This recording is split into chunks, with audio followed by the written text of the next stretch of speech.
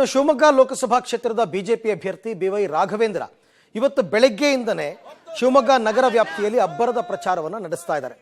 ಶಿವಮೊಗ್ಗದ ಸೋಮಿನಕೊಪ್ಪ ಬಡಾವಣೆಯ ಶಾರದಮ್ಮ ಬಡಾವಣೆ, ಬೊಮ್ಮನಕಟ್ಟೆ ಆಶ್ರಯ ಬಡಾವಣೆ, ನವುಲೆ ಬಡಾವಣೆಯಲ್ಲಿ ರಾಘವೇಂದ್ರ ಪ್ರಚಾರವನ್ನು ಮಾಡಿದ್ದಾರೆ. ನಂತರ ಜಿಲ್ಲಾ ನ್ಯಾಯಾಲಯಕ್ಕೆ ಭೇಟಿ ನೀಡಿದ ರಾಘವೇಂದ್ರ ಅವರು ವಕೀಲರುಗಳನ್ನು ಭೇಟಿ ಮಾಡಿ ಈ ಬಾರಿ ಬಿಜೆಪಿಯನ್ನು ಬೆಂಬಲಿಸುವಂತೆ ಮನವಿಯನ್ನ ಮಾಡಿಕೊಂಡಿದ್ದಾರೆ. ಈ ವೇಳೆ ಮಾತನಾಡಿದ ರಾಘವೇಂದ್ರ ಮತ್ತೊಮ್ಮೆ ನರೇಂದ್ರ ಮೋದಿ ಪ್ರಧಾನಮಂತ್ರಿ ಆಗಲು ಹಾಗೂ ಶಿವಮೊಗ್ಗದ ಅಭಿವೃದ್ಧಿಗೆ ಬಿಜೆಪಿಯನ್ನು ಬೆಂಬಲಿಸುವಂತೆ ಮನವಿ ಮಾಡಿಕೊಂಡಿದ್ದಾರೆ. ಇವತ್ತು ನಮ್ಮ ಬಾರ್ ಅಸೋಸಿಯೇಷನ್ನ ಗೌರವಾನ್ವಿತ ಅಡ್ವೊಕೇಟ್ಸ್ಗಳನ್ನ ಭೇಟಿ ಮಾಡಲಿಕ್ಕೋಸ್ಕರ ಇಲ್ಲಿ ಬಂದಾಗ ಒಂದು ಪ್ರಜ್ಞಾವಂತ ಕ್ರೀಮ್ ಆಫ್ ದಿ ಸೊಸೈಟಿ ಅವರ ಒಂದು ಸ್ಪಂದನೆ ನೋಡಿ ಇನ್ನೂ ಹೆಚ್ಚು ವಿಶ್ವಾಸ ಬಂದಂಗೆ ಆಯ್ತು ನನಗೆ. ಇವತ್ತು ಒಳ್ಳೆ ರೀತಿಯಿಂದ ಹಾರೈಸಿದ್ದಾರೆ.